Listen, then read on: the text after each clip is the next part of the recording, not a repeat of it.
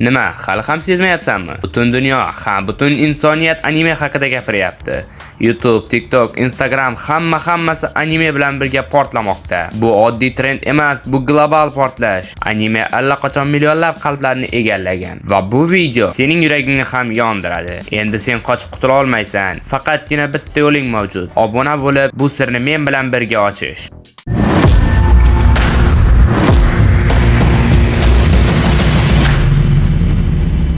Dastlab asosiy savolga javob berib o'tsak, ya'ni anime o'zi nima? Anime so'zi yapon tilida animation so'zidan olingan. Bu aslida animatsiya, ammo uni oddiy multfilm deyish katta xato. Chunki anime bu nafislik va emotsiyalar, ranglar uyg'unligi, quvonch va qayg'u, hatto qonli sahnalar va dramatik burilishlardir. Ko'p animelar manga, ya'ni yaponcha komikslar asosida yaratiladi. Shu joyda qiziq fakt. Birinchi manga 1814-yilda Hokusai tomonidan yaratilgan. Oradan 200 yildan ziyod vaqt o'tgan bo'lsa-da, ammo animelarga qiziqish haligacha o'lmagan. Aksincha portlab kelmoqda. Endi esa ikkinchi savol.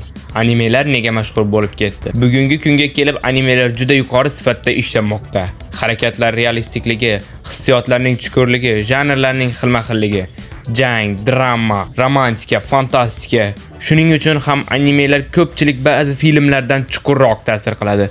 Odamlar unda o'z orzularini ko'radi va u kuchli vizual uslub, chuqur syujetlar va hissiyotlarga boy qahramonlar orqali tomoshabinni o'ziga torta olish qobiliyatiga ega. Har xil yosh va didga mos janrlar mavjudligi uni omma oldida yanada mashhur qiladi. Endi esa ushbu videoning eng qiziqarli nuqtasiga yetib keldik. Ya'ni men bilgan va men sevgan top 5 ta anime ro'yxatini ko'rib chiqamiz. Diqqat, boshladik. Toplikning 5-o'rnida Arra odam animesi. Birinchi mavsumda 12 ta qism va ikkinchi mavsum hozirda ishlanmoqda. Qisqacha, Denji ismli Arra odam, u yovuz, yaxshi, jangchi, g'olib, mag'lub, xullas hammasi unda mujassam. Ammo animening har bir qismi xarizma va qonli sahnalarga juda boy. 4-o'rin, Bir zarbali odam animesi. 2015-yilda ishlab chiqarilgan, jami 2 ta mavsum va har bir mavsumda 12 ta qismdan iborat juda ajoyib anime. Saitamaning barcha o'zlari ustidan g'alabasi va u juda kuchli, ammo boshqalardek super qobiliyati bilan emas,